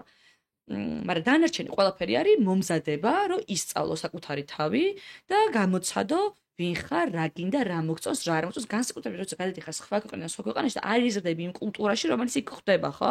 აი დეიტინგ კულტურიდან დაწყებული ხარ, მაგალითად ბიჭი რომ გამოგივლის, წამოგიყვანს, იქ იყო სხვა რაღაცები. რო ამოღამებ მე იქ რა გწყინს, რა არ გწყინს, რა არის კარგი ტონი, რა არ არის კარგი ტონი, რას გადალახავ და ადაპტირდები რასთან, რას ვერ გადალახავ და შენთვის ძალიან მნიშვნელოვანია. აი რა არის მაგალითად ცუდი ტონი იქ? აი მაგალითად გოგოების მხრიდან ყოველთვის არის ცუდი ტონი არ არის, მაგრამ ეს აი განსჯის საგანი არის ყოველთვის. მამაკაცი გადაიხდის თუ არა პირველ დეიტს. ხა ჩვენ ახლა ისე გავიზარდეთ საქართველოში, ხა მე მაგალითად მართლა არასდროს არ გამიგია მე პირადად გავიზარდე, რომ სადმე წავსულიყავი და ბიჭს არ გადაიხადა. რამდენიც არ უნდა მქონოდა, ანუ გამოევლოში. ხო, ან არ მომოკიდო სადარბაზოსთან, სანამ ლიფტის კარი არ დაიკეტებოდა, მანამდე მანქანას არ ძრავდნენ ხოლმე რა სისულელი. ანუ იქ არავინ არ გამოგივლის და it's fine რო არ გამოგივლის. ანუ ეგ არ არის, მაგას არავინ არ ელოდება კაცისგან რომ გამოუვლის. თუმცა თუ ვინმე აკეთებს, რა თქმა უნდა, ბევრად უფრო დაწინაურდება ეს ადამიანი, მაგრამ აი ეს რაღაცა average მოთხოვნებში, საშუალო მოთხოვნებში არ ჩდება ეს. მაგრამ კიდე არის კიდე მეორე მიმართულება, რომ იქ იმდენი გიჟია. მართლა ოღონდ მე ისეთი არაადეკვატური შეყვარებული მყავდა წინა წლებში. რატო? მშიმლე მოუყვედა. მოყევი. არა გიჟი იყო, მოუყვედა. არაადეკვატური როგორ? ან ფსიქოლოგიურად ვერ იყო რა. და შენ გვიან მიხვდი ამას? ხვდებოდი, მაგრამ მეც კაი გიჟი. რაღაცებს ხვდებოდი, რაღაცებს ვერ, მაგრამ ბოლომდე რომ მივხვდი, მე წამოვედი. მაგრამ anyways, აქ რა არის? გოგოებს ეშინიათ, რომ მისამართი მისცენ თავისი და მაგიტო არ უნდათ, რომ ამათმა გამოუვარონ. ან მაგალითად რამდენიმე ბლოკის კვარტალის დაშორებით და ჩამოასმევინებენ თავს, შეხვედრის ადგილს და ასე შემდეგ. ხო და არის რაღაცები, ხა მაგალითად პირველ დეიტზე უმრავლესობა ქალები მაინც ელოდებიან, რომ კაცი გადაიხდის, იმიტომ რომ იცი რა არის სოციალურმა ქსელებმა კიდე ძალიან დაამახინჯა რა ეს ქალის და კაცის როლი, რომ ქალები რომლებიც რაღაცა ფინანსურ მხარდაჭერას ითხოვენ ურთიერთობაში, წარმოჩინენ ესე თითქოს გოლდიგერებს, რომ ეძახიან ახლა რომ ეგ არის და ეს კაცებიც ინაზებიან რაღაცას და ეს არის აი მე ჩემს თავს ისედაც მოვული, ისედაც ვიყიდი ჩემთვის იმ ლამას წითელ ბასანოჩკებს, არ ქოშებს. აი, ხო ხდები, ყველაფერს გავუკეთებ ჩემს თავს, მაგრამ თუ კაც უნდა ქალთან ერთად იყოს და ზუსტად ეგეთ წარმატებულ შემდგარ საინტერესო ლამას მოვლილ ქალთან ერთად იყოს, მის ცხოვრებას რაღაცა კონტრიბუცია უნდა დაუმატოს და რაღაც უნდა შემატოს და თუ ამისი თობის გაკეთება არ გინდა 50 და ის კიდე მეტი საქმე არ მაქვს, ეხა კიდე კაც ვუარო აქეთ რა, ჩემი თავი ყავს მოსავლელი. ხო და ერთი რილი გვაქვს ამ პოდკასტში. ხო, აი, რას ნიშნავს? ეს არის ბუნებრივი მდგომარეობა, რომ კაცი არის პროვაიდერი და ქალი არის ზრუნის ობიექტი. თუ გინდა რომ ესეთი precious ლამაზი საყვარელი რაღაც არსება იყოს შენს გვერდით, მოუარე. მე ჩემს კაცს ყოველთვის ვამყოფებ თავის მასკულინურ ენერგიაში და ყოველთვის იქნება კაცი და ექნება თავისი ეს მასკულინური ენერგია ჩემ გვერდით და მე მექნება მე თუ ფემინურ ენერგიაში არ ვარ, მაშინ რაც მინდა კაცთან ერთად ყოფნა ვიქნები მაშინ სამსახურში, ისედაც კაცური ენერგია მაქვს საქმეში და ქუჩაში რომ დავდივარ, მაშინაც მგონია რომ ესეთი ხუთი მუსკულატურა მაქვს ის გარშემო და ეგეთი განსამახო რომ დავდივარ, აი რაღაც დავაპოტებ. რა უნდა გაითვალისწინონ, როდესაც იწყებენ დეიტინგს ნიუ-იორკში? აი რა რჩევას მისცემდი შენ? დავფიქრდები წამო. რა თქმა უნდა, ყველანაირი ურთიერთობა არის ძალიან ინდივიდუალური. მაგრამ აი რაღაცა ნიუ-იორკში თქვენთან მანდ რაღაცა ცნობილი გავრცელებული რაღაც ისეთი შემთხვევები პატერნები რაც არსებობს თუ არის ეგეთი. ხო, აი გოსტინგი არის ძალიან გავრცელებული ხო, აი მოდი გოსტინგზე მოგვიყევი. შენ თუ ქონია მაგის გამო. დისერტაცია და კი კაცო, მე დავუგოსტი ვარ, მეც დამიგოსტია. მრავალგზის აქედანაც იქიდანაც არ არის პრობლემა. აი გოსტინგზე ახლა ვილაპარაკოთ რა არის გოსტინგი. რა გოსტინგი როგორც სიტყვა ესეთი არ არსებობდა 1-15 წლის წინ. ეს ყველაფერი წამოვიდა სოციალური ქსელების და ტინდერების და დეიტინგ აპლიკაციების გავრცელების მერე. გოსტინგი კიდევ უფრო შემცირებული არის პატარა community-ში, როგორც არის პატარა ქვეყნებში, როგორც არის საქართველო, რომ მაინც გინდა არ გინდა ყველა იცნობს ერთმანეთს. მე მართლა 2 წლის წინ გავიგე ეგ სიტყვა. ხო, იმიტომ რომ აქ ყველას მეგობარი არის და გინდა თუ არ გინდა ადამიანი თავის სოციალურ რეპუტაციას ურთხილდება და მნიშვნელოვანი არის. ანუ მე გინდა არ გინდა ვიღაც ბიჭთან რომ დავიწყო თბილისში ურთიერთობა, ანუ აი წავალ, რა ვიცი, ან შენი დის მეგობარი აღმოჩნდა, რაღაცნაირად გადავიკვეთებით. და მე პატარა ქალაქი არის და მე იმაზე ცუც ვიტყვი, იმან გული მათკინა ესე მომექცა, დამტოვა სახლთან არ დამტოვა მეტროსთან დამტოვა და აღარ ჩამაცილა და არ გამიტარა ბარათი. რა მნიშვნელობა გხვდები, ანუ გავრცელებადი არის ინფორმაცია და ადამიანი მაინც ურთხოვდებიან თავის სოციალურ რეპუტაციას, unless ეხა fuckboy-ის რეპუტაცია არ უნდა რომ აიწყოს. და ამერიკაში ასე დიდი მასშტაბი არის და განსაკუთრებით სოციალური ქსელთან რაღაცა dating აპლიკაციით იცნობ ადამიანს, იქ ეგ ბერკეტი არ გაგაჩნია. ანუ ამ ადამიანს ცხოვრებაში ვეღარ ნახავ, არავინ საერთო არ გყავს და რავი წავიდე თავის დაქალებთან იტიროს და ილაპარაკოს. მაგისი ბერკეტი არსებობს ფოტოშოპის Facebook ჯგუფები არის Are we dating the same guy in New York or San Francisco, LA ნებისმიერი. თბილისის ვარიანტიც იყო მე მგონი. მაგრამ შეგიძლია რომ შეხვიდე და დასერჩო ადამიანის სახელი და გვარი და თუ იმაზე რამე ინფორმაცია ამოგიგდებს და გოგოები მე ანონიმურად გიწერენ პასუხებს. რა თქმა უნდა არ არის დაცული და ვერ იყვი ხარო. სავრცელებს. არ არის ბერკეტი რომ ეგ გაარკვიო, თუმცა ხშირად მეც უკავშირდებიან და მე პირადად უცვლიან ხოლმე ინფორმაციას თავისი სკრინშოტებით და ამით. იმიტომ რომ მაინც ერთი და იგივე სასტავი ტრიალებს სამ დეიტინგ აპლიკაციებზე, რაღაცა 5 აპლიკაციაზე ერთი ბიჭი 10-გან არის და ეკმრებს პოულობენ ამ საიტ მოკლედ anyways. ხო და აი ეგ არის ერთი მნიშვნელოვანი ასპექტი, რომ გოსტინგი პირადულად პერსონალურად არ უნდა მიიღო. ეგ არის პირველი გაკეთილი, იმიტომ რომ ეს იმიტომ არა რომ შენ საკმარისად კარგი არ ხარ, ეს იმიტომ რომ უბრალოდ ძალიან ბევრი ადამიანი არის გარშემო და ძალიან ბევრი distraction-ი არის ყურადღების ყველგან გადასატანი და ერთდროულად როგორც წესი, ერთდროულად ყოველთვის რამდენიმე ადამიანთან აქვს ურთიერთობა პარალელურ რეჟიმში. როგორც მინიმუმ პირველი რამდენიმე თვე. მოდი მაინც გადავთარგმნოთ, ანუ როცა გაქრება ადამიანი. ანუ აუხსნელთ როცა გაქრება, არა ვიცი, ჩემი რჩევა იქნება, რომ თუ ვინმე გაქრება ესე თქვენ ცხოვრებიდან უბრალოდ აღარასდროს აღარ შეეხმიანოთ. არასდროს. აი, საწახვედი. ხო, რა მოხდა? არასასურველი. რა მოხდა? არავითარ შემთხვევაში. აი, ეგ არის რა, ამერიკაში ძალიან მარტივია, რომ წინ წახვიდე და შემდეგი, ანუ უკეთესი არ დაილევა დამიჯერე. ხო, და როგორ მოხვდა, ესე იგი, ეს ბიჭი შენს რადარში, ეს უკეთესი? მიყვარს. კი. როხსოვში, მე მგონი რომ პირველი ბიჭია, ვინც მართლა მიყვარს. ვიღაცას კი ვანებოდი ხოლმე მიყვარხარ, მეთქი, რა მიყვარს შენისი. შენი სიტყვები უკან მიგებ. ხო, ყველაფერს ვაუქ. ვიღაცას ლექსებსაც უწერდი ბავშვობაში. ბაიმე, რა საყვარე. არ მიყვარდა, ხო, არა. ეს მიყვარს. როგორ მოხდა და მეგობრებისგან გავიცანი. ძალიან ბუნებრივად, იმიტომ რომ ეს დეიტინგ აპლიკაციები უკვე ძალიან აღარ მომწონდა და გავეშვი მეც кайხნით ადრე და სამი კვირით წინ ვიყავი დაშორებული წინა შეყვარება. და აი, ხო იცი რომ ვერ ვიტან გუგოებს რა ბუნიკები ხო? ჯერ ეხლა არ დაშორდი სხვა შენი ჭირი მე რა რაღაცა კონკრეტული წლები მაქვს დარჩენილი ცხოვრებაში რომ უნდა მოვირგო და შევირგო და ეხა იმიტომ რომ ლაურა ბიცოლამ არ დამიძახოს რომ ეხა არ დაშორდი სხვა შოყოლს და რამეს მოვიკლებ ცხოვრებაში შენი ჭირი მე. არაფერი ის წინა ურთიერთობა არ იყო სერიოზული და რაღაცა ისე ლაითად ხდებოდი, დავშორდი, მე ვინერვიულე რომ დავშორდი, განვიცადე ძალიან, იმიტომ რომ მეთქი გული ვატკინე და რანარი მონსტრი ვარ, გული როგორ ვატკინე ამ ანგელოზივით ბიჭს მეთქი და ჩემს დაქალებს განუცხადე რომ მე მეთქი 6 თვე დეიტზე არ მივიდე, 6 თვე მეთქი მე ვერ ვნახავთ, ვერც გულაობაზე, ვერც ბარში, მეთქი შანსი არაა და ყოველდღე ვიღვიძებდი 6-ის ნახევარზე გავდიოდი ცენტრალ პარკში, სეირნობდი, დავიწყე ჯორნალინგი, დაჟე დავურეკე ერთ თერაპევტს რომ ჩავეწერო თქვენთან მეთქი და არ მცალიო და აღარ დავუბრუნდი მე იმას. და 3 კვირის თავზე პირველ პარასკევს ჩემმა დაქალებმა რომ წამოდი ახლა ერთი დავლიოთო და გავედით დასალევად ბარში, იქიდან გადავედით ჩემი ერთ-ერთი დაქალის ბიჭი და თავის მაკაცები იყვნენ მეორე ბარში, იქ რომ მივედით, დავინახე ეს ჩემი ამჟამად შეყვარებული და ძალიან მე სიმპათიურა და მივედი მივედი ესე პირდაპირ მივაჭერი და ეს იყო ჩემი დაქალის ბიჭის ძმაკაცი თუ რაღაც ეგეთი. ოღონდ წარდგენა არ ყოფილა ჩვენ შორის. მივედი და ამ დროს ელაპარაკება თავის ძმაკაცს. და ეს თავის ძმაკაცი ეუბნება, რომ ეხლა სხვათა შორის ამ ძმაკაცის ქორწილში მივდივართ სექტემბერში კაკრას იტალიაში. ეს ძმაკაცი ეუბნება, რომ აიო მე უკვე სექტემბერში ცოლი მომყავსო და შენცა უკვე ხა 33 წლის ხარ და მინდაო რომ აი ეს რაღაცა შენი ადამიანი იპოვო და აი საუბრები აქვს რაღაცა ძმაკაცური სასმელთან ერთად და მე თავზე ვადგარ და არა ეხლა ამას არსად არ ჯიქარებ. ხედის ვინ არის ვინ დაპატიჟა ეს გოგო არც იციან რომ ჩემ დაქალს ვარ გამოყოლილი ვერ მცნობენ თან სიბნელეა მუსიკა არის ნასვამია ყველა რა მინდა რაზე არა მაიგნორებენ თან და მე ვაგზავნე ფოლოს არა ეხლა მაიგნორებენ და მე არ ვჩერდები და რაღაც მომენტში ეს მაგაცი მახსოვს აი კადრად ესე რომ გამხედა მე გახედა ამას გაიღიმა და ადგა და გავიდა და დაგტოვა ჩვენ. და მე ვეუბნები რომ მეთქი წამ პაპიროსი მოუწია. გავიყვანე გარეთ რომ სიგარეტი მოგვეწია და რომ შემოbrundით ყველა წასული დაგვდა. და იმის მერე ერთად ვართ. მეორე დღიდან ერთად. პირველი დღიდან. ოღონდ მე არ ვაპირებდი ექსის დეითი. ქალი არ არის სანდო.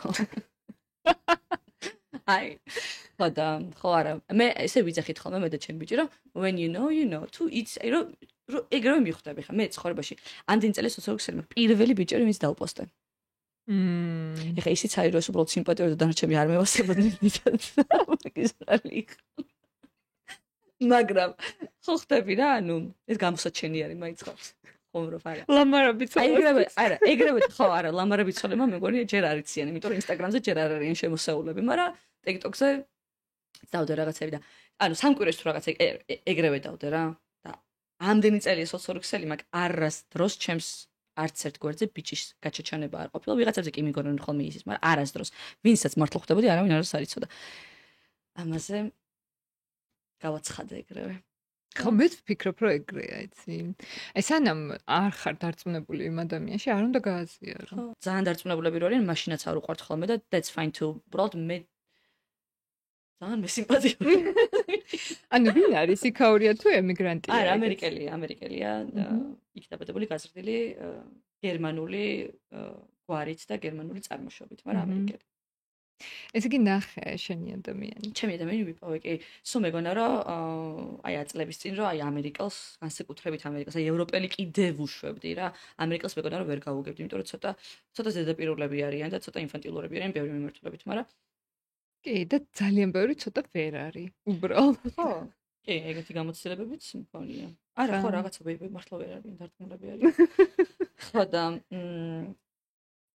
არა ჩემი ბიჭი კარგი ბიჭი არის ძალიან ვუგებთ ერთნაირები ხართ თუ ძალიან განსხვავდებით იცი ფუნდამენტური ღირებულებები ერთნაირი გვაქვს და ემოციური ინტელექტი ეგ ყველაზე მნიშვნელოვანი მაგის garaშე ალბათ როგორი კარგიც არ უნდა იყოს ადამიანი და როგორი კარგი თვისებებიც არ უნდა ქონდეს თუ მანდ ვერ ვეკვეთები გამორიცხულია რომ ურთიერთობა შეეძლო და ძალიან ღრმა ემოციური ინტელექტი აქვს და ძალიან კარგი კვეთა გვაქვს ესე რა ვთქვათ აქვს არაჩვეულებრივი თვისებები რომლითაც ვარ აღფრთოვანებული აი დღე და ღამე და შემიძლია დაუსრულებლად ვილაპარაკო ამ თვისებებზე და მე ვერ წარმოვიდგინე რომ კაცი შეიძლება როდის მე აღფრთოვანებული ყოფილიყო იმიტომ კაცები ზოგადად არ მევასებოდნენ ზოგადად ორგანულად მაგრამ თუ ყველაფერი ხდება და მაგის გარდა არის ძალიან აღმართოვანებელი მე როგორ მეკცევა და როგორ სიყვარულს მაძლევს და როგორ ჩემი თავის ისეთ მე ხას ჩემი თავის სიყვარული პრობლემა ჩემს პრობლემა არ გაკლდა არ მაკლდა მაგრამ ამან საერთოდ სხვა მხრიდან შემოყარა საკუთარი თავი და ეგ არის ძალიან მნიშვნელოვანი და მაშინ მივხვდი რომ ეს ადამიანი ჩემთვის ძალიან ძვირფასი იყო, როცა მივხვდი რომ მას რა დამოკიდებულება ექნებოდა ჩემი მიმართ იმ ნაკლებად მნიშვნელოვანი იყო, ვიდრე ის თავს როგორ იგრძნობდა. ანუ ის როგორ გრძნობს თავს ჩემთვის უფრო ღირებული და მნიშვნელოვანი, ვიდრე ის მე ჩემი მიმართ რას გამოხატავს. მივხვდი იმის რომ ანუ ნაკლები არ გამოხატავს არასდროს, მაგრამ მის გრძნობებზე რო ფიქრი დავიწყე და იმიტომ რომ მე არ ვარ დიდად ეგრე კაცებს ის ემოციებს და თავ ფიქრობ რომ გითხოს იმართლე, მაგრამ ამაზე ძალიან ვფიქრობ და ეს ერთ-ერთი ინდიკატორია რომ მართლა გიყვარს. ხო რა ალბათ ეგ არის უპირობო სიყვარული ხო ზუსტად რომ გინდა რომ ის კაცი იყოს ბედნიერი და კარგად იყოს ხო მართლა ეგრე არის ანუ აი წამოლა რაღაცებზე ვფიქრობ მე პირველ დეიტზე 50-50 არ ყოფილა არც პირველზე და არც მე-1000-ზე და არც მე-100-ზე და არასდროს არ იქნება კიდე არა he takes care of me ოღონდ იმიტომ კი რომ მე მჭირდება ეგ იმიტომ რომ მას უნდა რომ იზრუნოს ჩემზე თუნდა იზრუნოს ხო, მაგრამ მე ზრუნავ მასზე. მე ქალური ფორმებით აი როგორ ზრუნავ? მოდი იმაზე რო არ ვილაპარაკოთ ხა მაინც შენი მხრიდან ვილაპარაკოთ შენ მხარეზე. მე მგონია რომ მისთვის ვარ ძალიან დიდი ემოციური დასაყრდენი, რაც მე მგონია რომ ქალებს კიდე გვაქვს ერთმანეთისგან, აი მეგობრობაში ჩვენ შეგვიძლია რომ დაქალურად ერთმანეთს ემოციური ეს რესურსი მივცეთ ერთმანეთს რომ ეგრე დაუდგეთ ერთმანეთს, მაგრამ აი მე კაცურ მეგობრობაში მე მიყვარს კაცების მეგობრობა და ძალიან დიდ პატივს ვცემ, მაგრამ აი ეს ემოციური საყრდენი მგონია რომ ნაკლებად არის, იქ უფრო რაღაცა სხვანაირი საყრდენები არის, ხოლმე უფრო მენტალური მგონია. და მე მაგალითად ჩემს ბიჭს ვაძლევ უსაზღრო და დაუშრეტელ ემოციურ საყრდენს. აი როგორ გამოიხატება ეს? ვუსმენ. რაოდენ გასაკვირიც არ უნდა იყოს. ვუსმენ.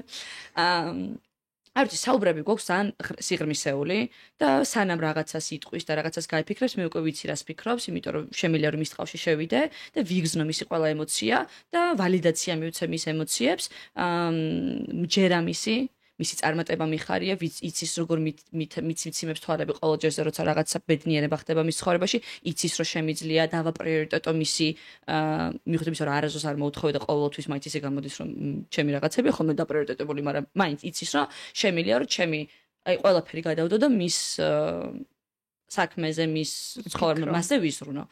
მიუხედავად იმისა, რომ უფრო თვითონ არის ეს ზრუნვის მე ვარ ხოლმე ზრუნვის ობიექტი. მაგრამ ხო აი ამ იცის რომ ნდობა, უპირობო ნდობა, რო იცის რომ არსად არ ვაპირებ არაფრის გაფუჭებას.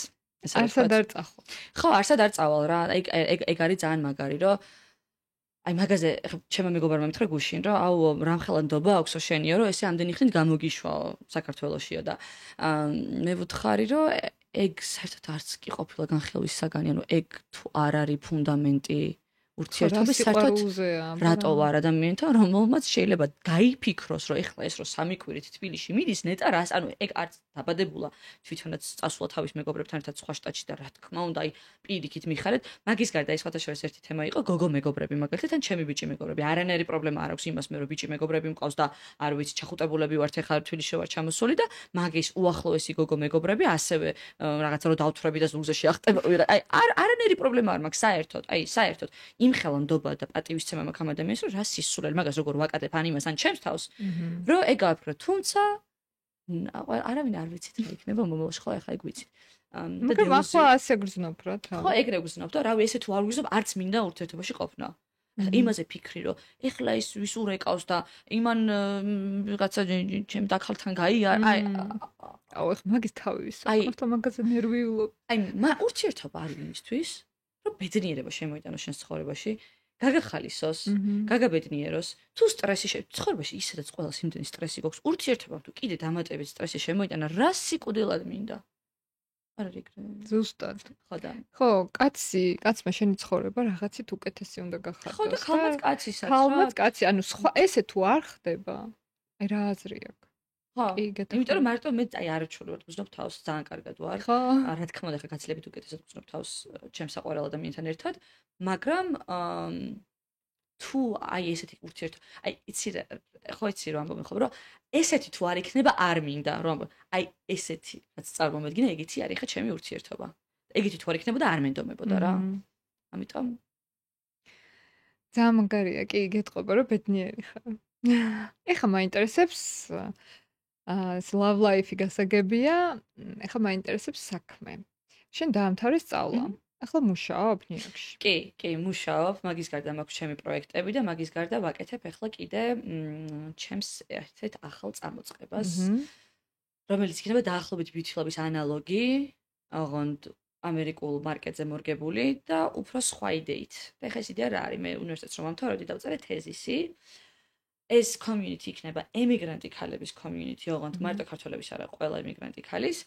და ჩემი თეზისი იყო იმის შესახებ, თუ როგორ შეიძლება რომ ჩრდილოეთ ამერიკის beauty ბრენდებმა დაატარგეტონ ემიგრანტი ქალები, რომლებიც ცხოვრობენ ასევე ჩრდილოეთ ამერიკაში. ეხლა რატო გაჩნდა ეს პრობლემა, რატო არის და რატო უნდა შეიძლება დახმარება ამ ადამიანებს, ამ კომპანიებს. როგორც წესი, როცა beauty კომპანიების, სილამაზის კომპანიები აკეთებენ რეკლამას, ეხლა ხო იცი უკვე დაახლოებით 28% beauty კომპანიების აკეთებენ ხოლმე მიმართულებას diversity-ზე და inclusivity-ზე შემოყავთ, ანუ როგორ არის ეს სხვადასხვანაირი ადამიანები. ხო. სხვადასხვა კანის ფერი, სხვადასხვა სახის ფორმის, სხვადასხვა კანის დაავადების, სხვადასხვა ფიზიკური მონაცემების ადამიანები შემოყავთ ხოლმე და აი ამ ვიზუალურად სხვადასხვა ადამიანებს სვამენ რეკლამებში იმისთვის, რომ ესე ჩეკი მონიშნონ, რომ ჩვენ ვართ კომპანია, რომელიც diversity-ის და inclusiveness-ის ვუჭერთ მხარს. კი, ძალიან ბევრჯერ მინახავს აკნე. აკნე აქვს გოგოს და არის cover-ზე სადღაც. კი. მაგრამ ჩემი თეორია არის, რომ სილამაზე beauty არ განისაზღვრება კანის ფერით, ან სხვადასხვა სახის ფორმით, ან დაავადებით. ჩემი აზრით, სილამაზე beauty განისაზღვრება კულტურული background-ით, რომელიც ასევე განსაზღვრავს ჩვენს spending habits, ანუ ჩვენს როგორ ხარჯავთ და როგორ ვყიდულობთ პროდუქციას. ანუ მაგალითად, ეხლა მეც და კანადელი გოგოც ვართ ორივე თეთრები, ხო? ანუ ერთნაირი კანის ფერი გვაქვს და ქუჩაში რომ დაგვინახოს ვიღაცა ვერ გაგვარჩევს. მაგრამ მე როგორ მოვიხონ beauty პროდუქციას, ის გოგო როგორ მოიხმარს და ის როგორ უვლის თავს, არის ორი ერთმანეთისგან სრულად განსხვავებული რამე, იმიტომ რომ ჩვენ სხვადასხვა კულტურაში გავიზარდე და იმიტომ რომ სხვადასხვა წარმოდგენა გვაქვს იმის შესახებ, თავის მოვლა რას ნიშნავს. მე ყოველ 21 დღეში პირობითად მივდივარ და ვიკეთებ ლაზერულ ეპილაციას. ამერიკელი ხალი იკეთებს ვაქსინგს. ეხლა ეს რო გაიაზროს ამერიკულმა beauty კომპანიამ და გამოუშვას სიტყვაზე რაღაცა გელი, რომელიც უნდა წაისვა იმის მერე, რაც გაიკეთებ ლაზერულ ეპილაციას და დაატარგედოს Eastern European ქალები, რომლებიც ისტერიულად ვიკეთებთ ლაზერულ ეპილაციას, იმიტომ რომ ოღონდ ემიგრანტები, რომლებიც ჩამოვიდნენ და ეს კულტურა ჩამოიტანეს იქ. ეს პროდუქტი გაიყიდება გიჟივით ამ ადამიანებზე. აი ეს არის რღვევა და ლაფსუსი, რომელიც არის ხიდი ჩატეხილი და მოსაგვარებელი. და მე ვაპირებ რომ ეს საინტერესო იდეა.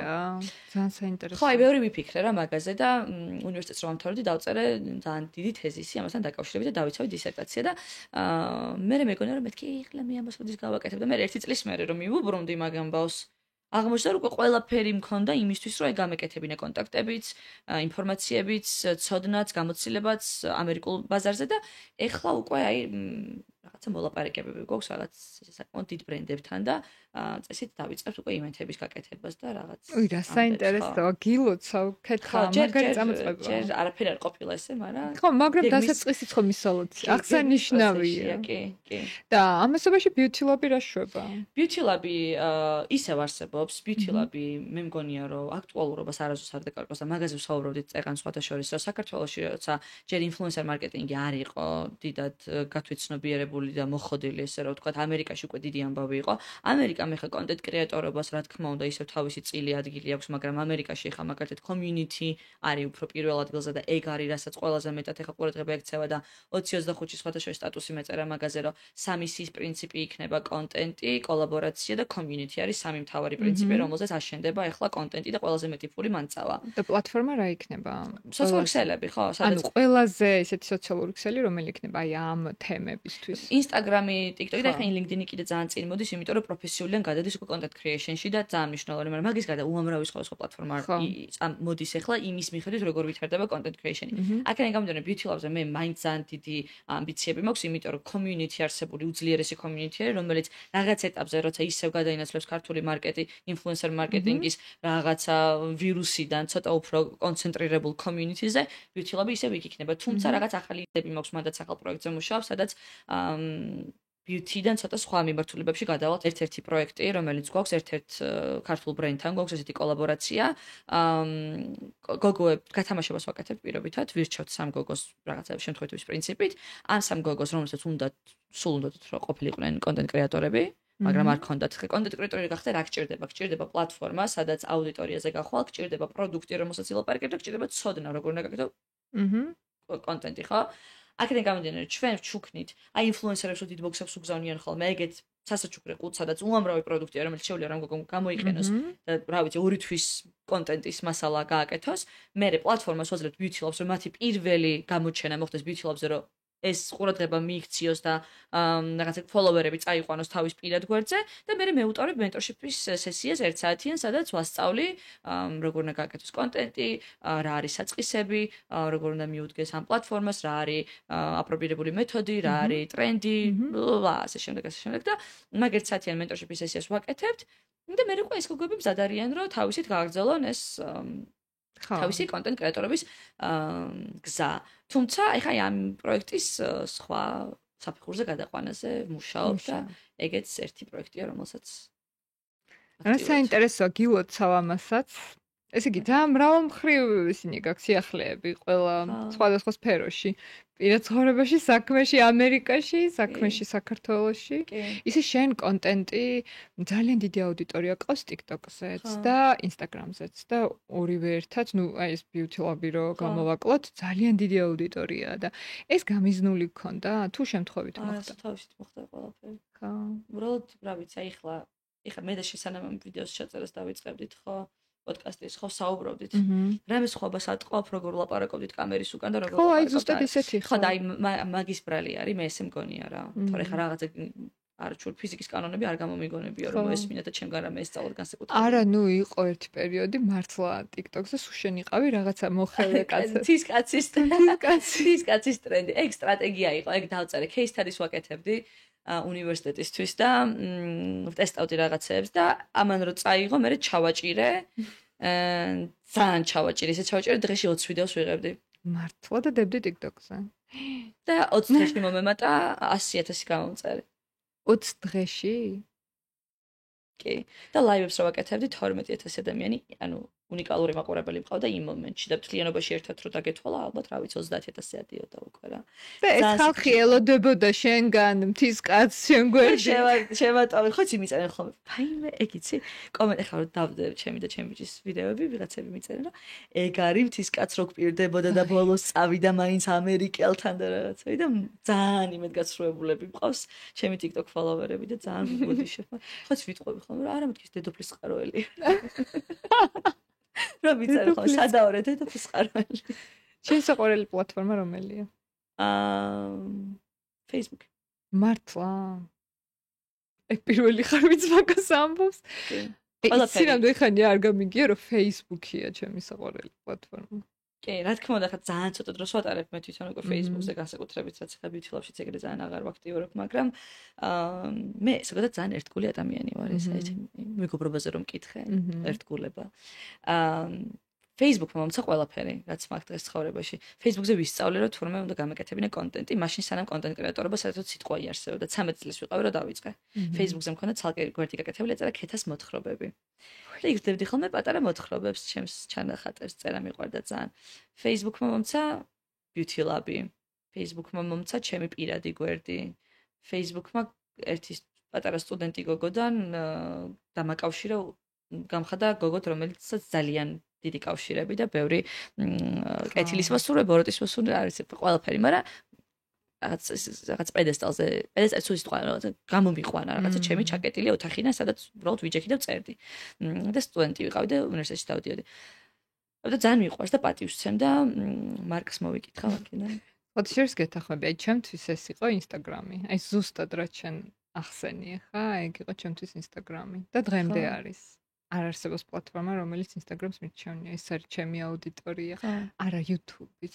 მაპატიოს YouTube-ის მაყურებელ რატო დამოვიწყე? YouTube-ს აი ვერ დავამუღამე რა და მინდა რომ ვცადო. ხო და ჩემი პირველი პლატფორმა იყო YouTube-იც. მართლა? მე დავიწყე YouTube-ის ვლოგებით. ой, არ ვიცოდი. მე Instagram-იდან გაგიცანი. ხო, Instagram-ი მე სადღაც წავიკითხე, რომ აი სხვა სოციალური ქსელებიც უნდა შეაშველოთო YouTube-სო და მაგიტო დავახმარე Instagram-ი.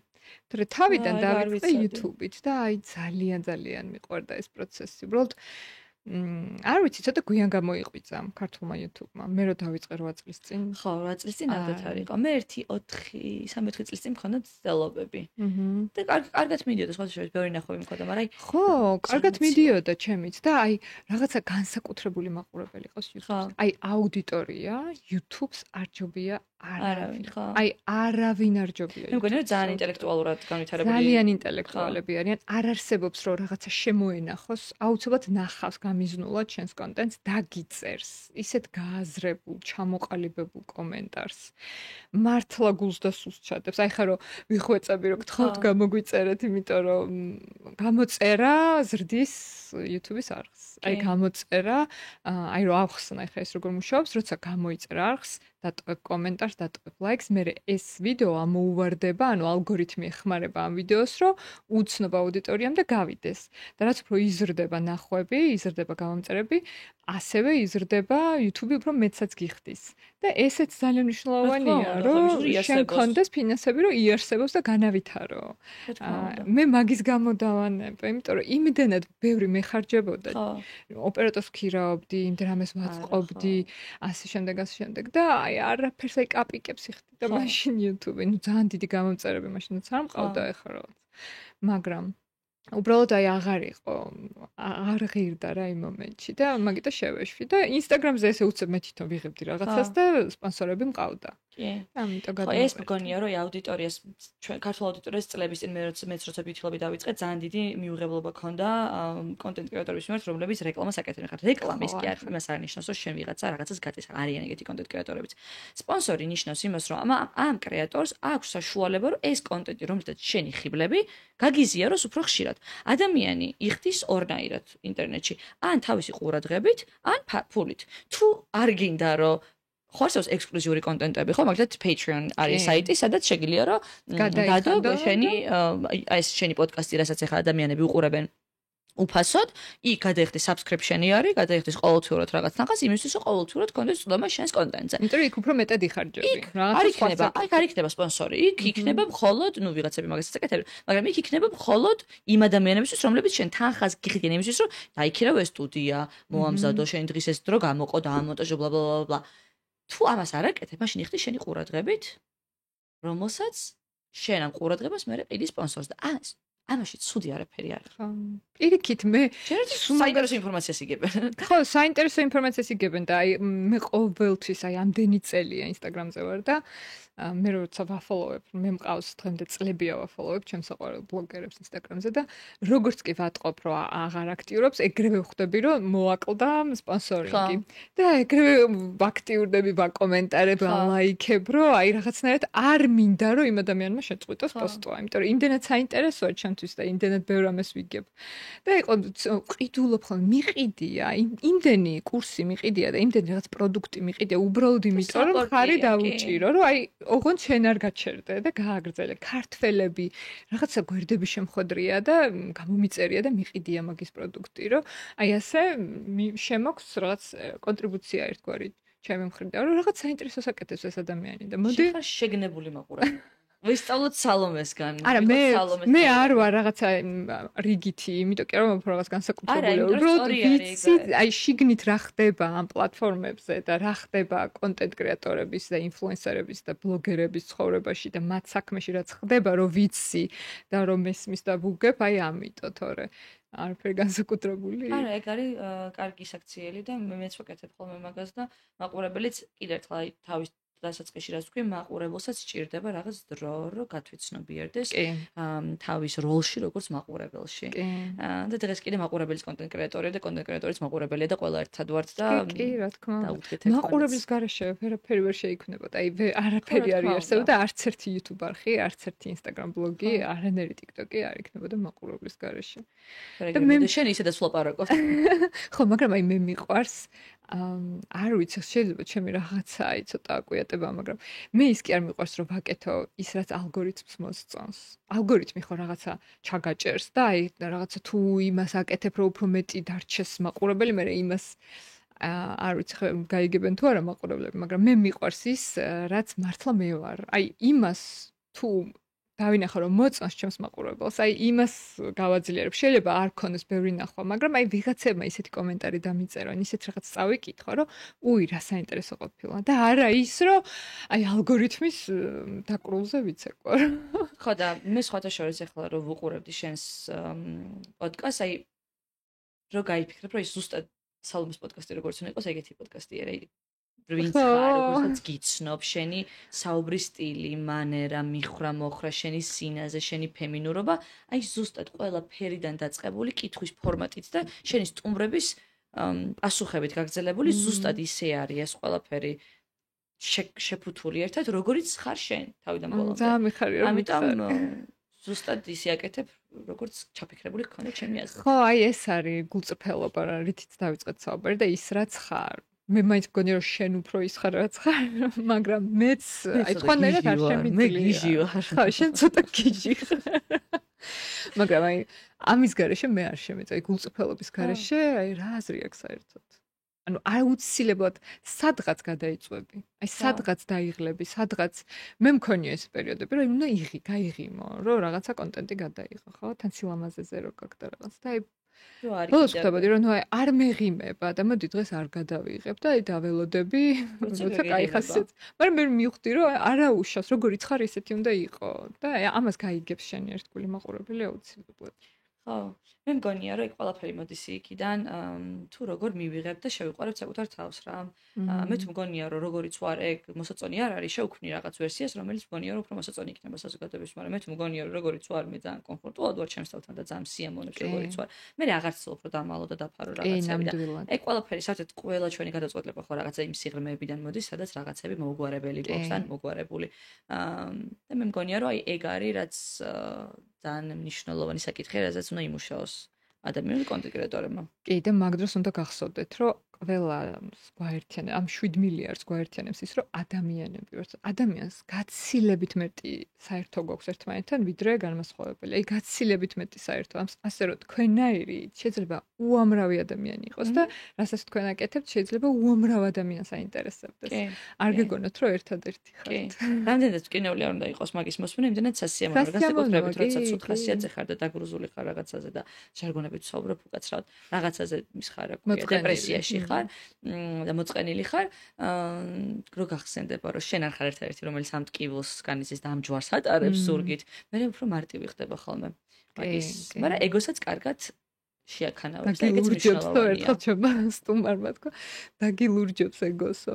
კი, მე ამერიკაში რო ჩავედი, ესე ვყვავდი ხოლმე ჩემს ისტორიას, რომ ყოველ ღამე მესმოდა ჩემი ხერხემლის ფორმირების, აი მტვრების ხმამეთქი და ყოველდილით აი რაც რჩებოდა, აი და მორჩენილი რაღაცეებიდან მე ახალი ღერძის აწყობა ყოველ ღამე, სანამ ბოლომდე არ გადამტეხა და რთული პროცესია ძალიან ეგ კინეული, მაგრამ ძალიან მიხარია ქეთა, რომ შენ გამგზავრებამდე მოვასწარით. ასე სწრაფად მე პოდკასტი არ დამიგეგმა. ბუნებრივად ეგრევე მოხდა მართლა ისე ბუნებრივად, რაღაც ავივსე ენერგიით, შენს გვერდით. მართლა. აი ძალიან ავივსე და რაღაც სწორდები. ხერხემალში ხო ეს რუქში რო სწორდები, ეგ ენერგია და ცოტა მოდუნებული ხანდახან ვარ ხოლმე ესე დაღლილი და შენ ავივსე ენერგიით. მიყვარხარ ძალიან და ძალიან გაფასებ და ძალიან დიდი მადლობა, რომ ამისი საშუალება მომეცი შორიდან დიდი ხანია გიყურებ და სულ მინდოდა რომ ამ სავარძელში მშდარიყავი და მადლობა რომ ამის საშუალება მომეცი და ერთი სული მაქვს როდის ნახავთ YouTube-ზე გამოგვიწერეთ. ხო, რა თქმა უნდა, თუ თქვენთვის საინტერესო იყო დღევანდელი ჩვენი ეპიზოდი, ქეთას ისტორია, თუ მოგწონთ აი ასეთი ეპიზოდები, დამიტოვეთ თქვენი აზრები კომენტარებში. მოიწონეთ ეს ვიდეო და გამოიწერეთ ჩვენი YouTube არხი. დიდი მადლობა ყურადღებისთვის და ერთი კვირით გემშვიდობებით.